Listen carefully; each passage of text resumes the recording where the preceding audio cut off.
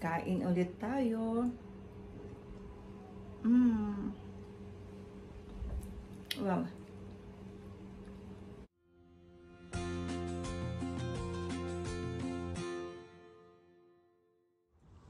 Okay, eat well and bye. See you later. So we are going for a quick market today. It's Friday.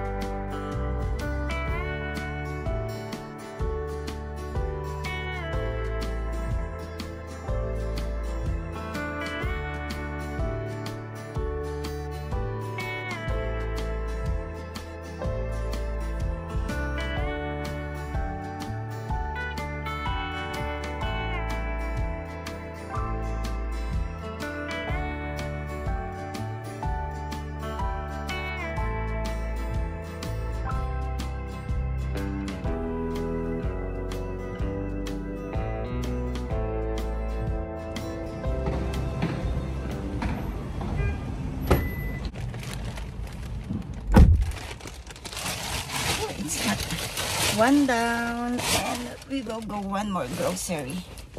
Little bit farther now.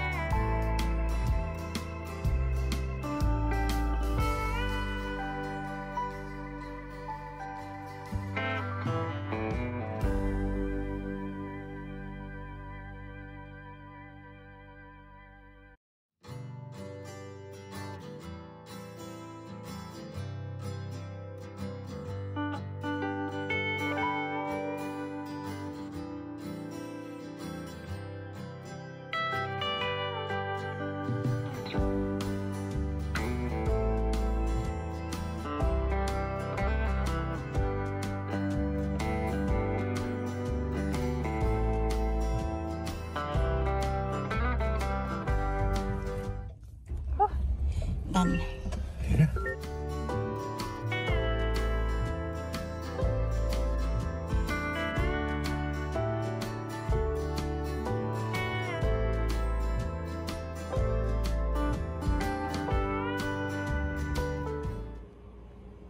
Hi everyone, so we are done with our quick marketing.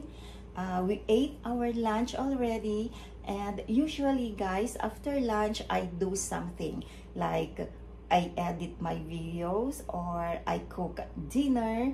Sometimes I cook pastries for our breakfast or something like merienda or snack. And you've seen me earlier in the groceries, I bought something, so it's time to cook that one. Guess what guys, I have here, first time I will be using Duncan Hines, and it says they're perfectly moist. So this is a ready cake mix. I don't know, but since last week I am craving for a chocolate cake, so now it's time to make. So let's see, I will show you how I prepare and how I make this one, and let's see the result later. Hopefully my cravings will be satisfied. So tara na, umpisahan na natin ang pagmimix. Afterwards, we will bake together. So let's go. So eto na yung cake mix. Lagay natin sa ating mixing bowl. Dapat ilagay lahat para walang masayang. Now, I will start putting the wet ingredients. Una, nandito yung water or tubig. So, for the water, it's 3/4 cups. And then I have here 1/4 of evaporated milk. We will be needing eggs. So 3 large eggs.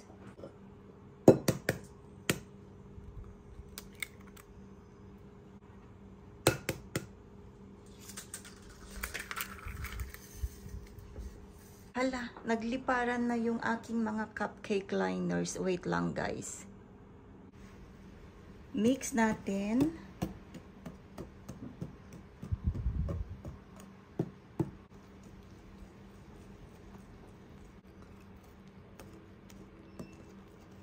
First time na ako ay magluluto ng chocolate cupcake. Usually, ang favorite na niluluto ko yung cheesecake. I will add vegetable oil. This is 1/2 cup of vegetable oil. So, mix natin. Mix carefully para walang matapon. Dahan-dahan.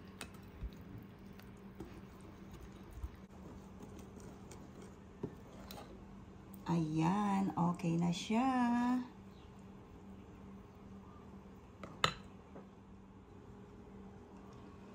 So, habang naglalagay ako ng cake batter sa ating mga liners,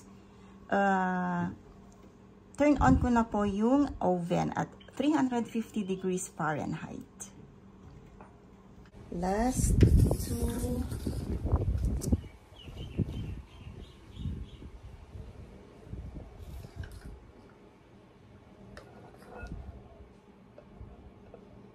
Mukhang masarap.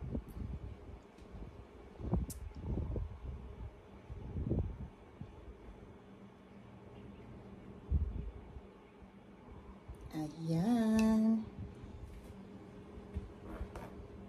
Tara na guys.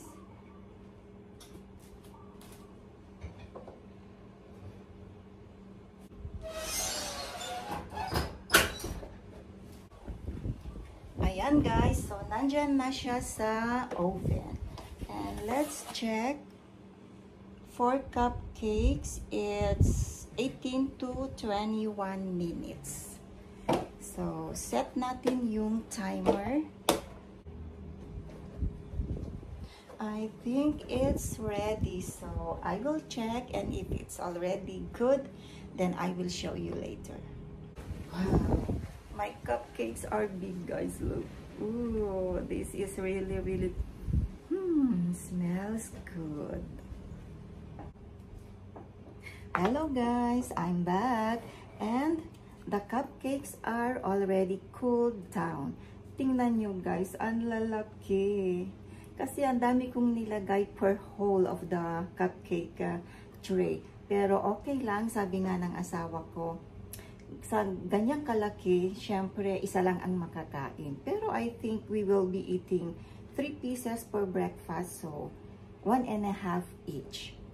And now, I will show you how I put chocolate frosting in it. Pero siguro dalawa lang yung lalagyan ko ng frosting kasi hindi naman namin makakain to lahat in one time. So magsasample lang ako. Actually, we ate one already, merienda together with ice cream. So let's start putting, sampulan natin maglagay ng frosting. Meron akong ready-made na frosting binili ko. So this is from Pillsbury. So it's a creamy supreme chocolate fudge. Actually, medyo inopen ko kanina. At syempre, tinikman ko kung okay siya. Kaya naglagi kong sinasabi, ang advantage ng nagluluto, nabubusog. Syempre, una siyang kumakain. So, ito yung gagamitin ko for frosting. So, maglalagay ako. Ganon. Ganon. Okay. Lagay tayo ng frosting. I'm very careful because it's brown. It will become messy. Hi.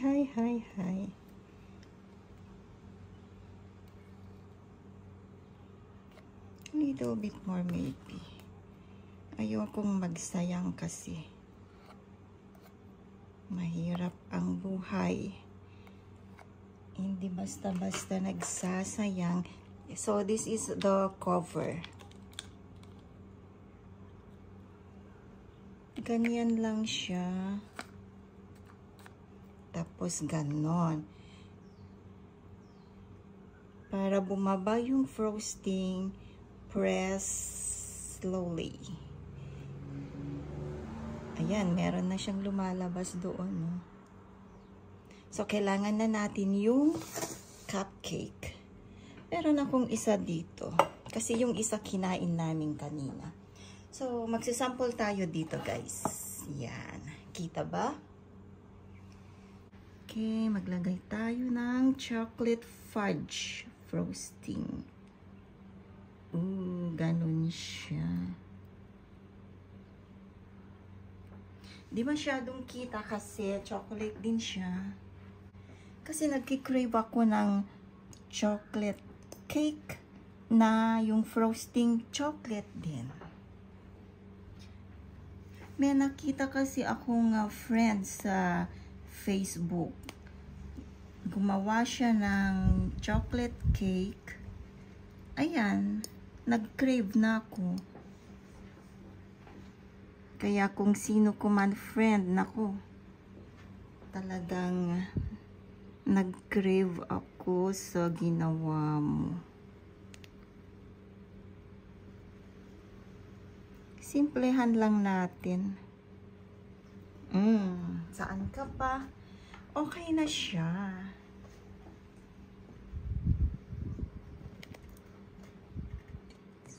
Ayan. See guys. My homemade chocolate cupcake. Siyempre, kakain ulit ako kasi may frosting na siya. Kasi kaninang kumain kami, wala pa siyang frosting eh. Oops. Eto na siya guys, yung aking homemade na chocolate cupcake. Siyempre, iba na ngayon ang lasa, mas masarap na kasi kanina kumain kami, wala pa siyang frosting. Look at that. Napaka-fluffy niya. Ala, ang fluffy at moist inside. Look at that. Look at that. Kain tayo.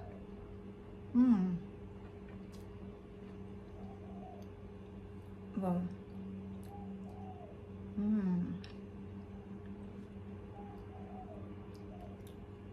Masarap siya, guys.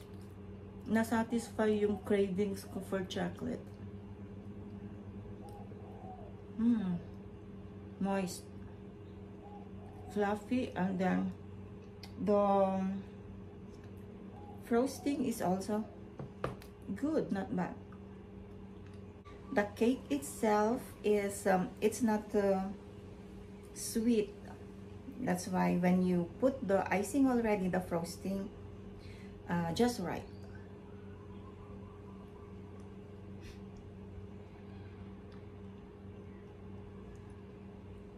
So, ayan guys, expect talaga na kapag gumawa ako ng video, nag-i-insert talaga ako ng aking mga cookings. Kasi, doon ako nag-start in my channel. Purely cooking. So, kakainin ko lahat to guys. And, I see you again next video. Abangan kung ano ang aking susunod na lulutuin. Siyempre, in the morning, I always feed the birds. They are wild birds. But every morning, they wait for me outside. So, I have that every video plus my cooking. So, yun na lang pong abangan nyo kung anong susunod na lulutuin.